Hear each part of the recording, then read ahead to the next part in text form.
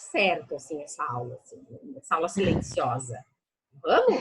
Antropocentrismo, vai. O que é? Prof, eu botei que era o homem como centro do mundo. Surge para resgatar diversos aspectos humanos. A inteligência humana foi corroborada com as diversas descobertas científicas da época. O homem passa a ter uma posição centralizada de destaque. Isso, o homem era o centro das atenções. Posição de destaque e importância. Ou seja, o homem ele passa a ser importante, não como Deus, assim, mas ele passa a ter uma atenção, o ser humano que pensa, o ser humano que cria. Né? Oi. Eu posso ler? Pode. Essa daqui, eu peguei a primeira e essa aqui do Google, porque não tinha. Não tem problema, pode ler. É um termo que foi criado na Europa no fim da Idade Média, surgindo como principal ideologia do humanismo renascentista que visava se desvincular totalmente dos costumes, dogmas e doutrinas da Idade Média, e entra em contradição com o teocentrismo, que defende a ideia de que Deus é o centro do universo. Isso, mas não está errado, mas acrescenta homem centro das atenções. Por quê? Porque lá na Idade Média se falava em teocentrismo. Teo, Deus, religião, né? Teocentrismo, Deus no centro. No Renascimento se fala em antropocentrismo. Antropo é o ser humano. Centrismo, centro. Homem no centro das atenções. Fácil? Sim, né? É só a gente pensar na palavra antropo. Vou botar aqui. Antropo quer dizer homem. E centrismo quer dizer centro. Homem no centro das atenções. Ou seja, quem vai descobrir, por exemplo, que o Sol é o centro do sistema solar é o ser humano. Né? Não é? Então, por isso que o homem é importante, porque o homem pensa, porque o homem é capaz de descobrir as coisas. Então, ele passa a ter uma posição importante de destaque, o ser humano. Tá bom? O que vocês botaram como racionalismo? Vamos ver? O que lembra a palavra racionalismo, raciocinar? O que vocês botaram aí? Posso falar? Pode. Ao defender a razão humana, essa corrente filosófica foi importante para desenvolver diversos aspectos de pensamento renascentista em detrimento da fé medieval. Ótimo. Pensamento crítico. Ou seja, racionalismo não lembra raciocinar? Então, defendia a razão humana, o raciocínio, o pensamento.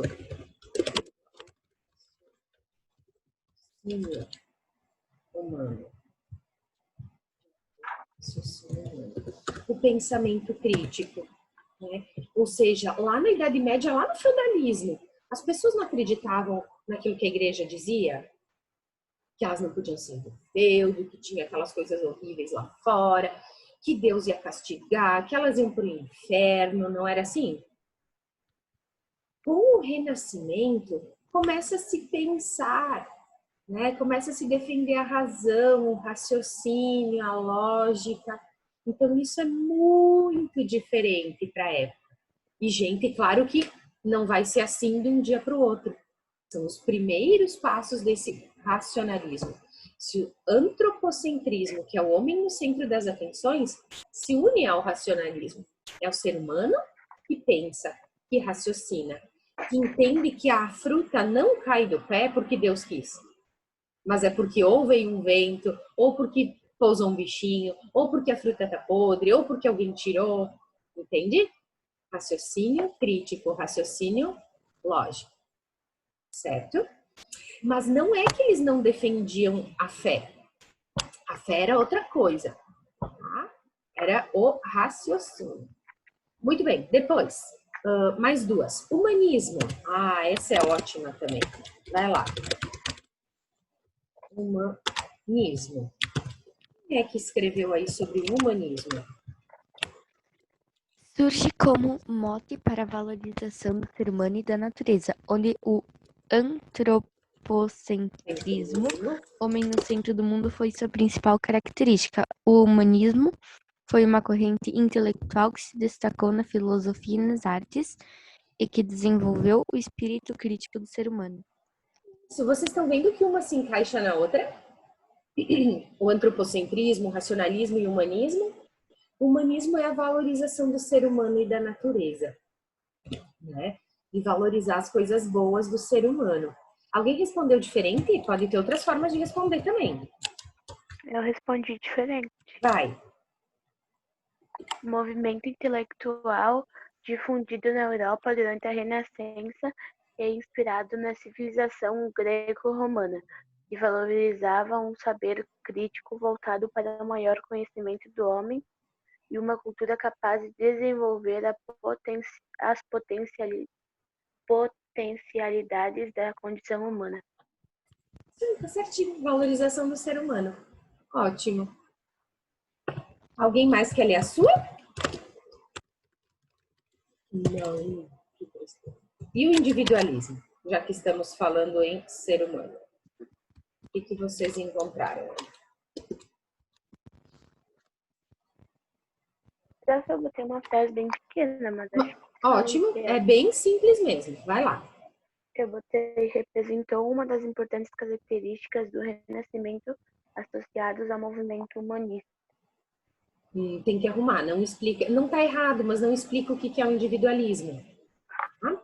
Então complementa. Alguém mais quer colocar o seu, de como encontrou por aí? O homem é colocado em posição central e passa a ser regido, não somente pela igreja, mas também pelas suas emoções. Assim, ele torna-se um ser crítico e responsável por suas ações no mundo. O individualismo. O homem é um ser único, individual e que deve ser visto como tal coisa. Né? Tá certo?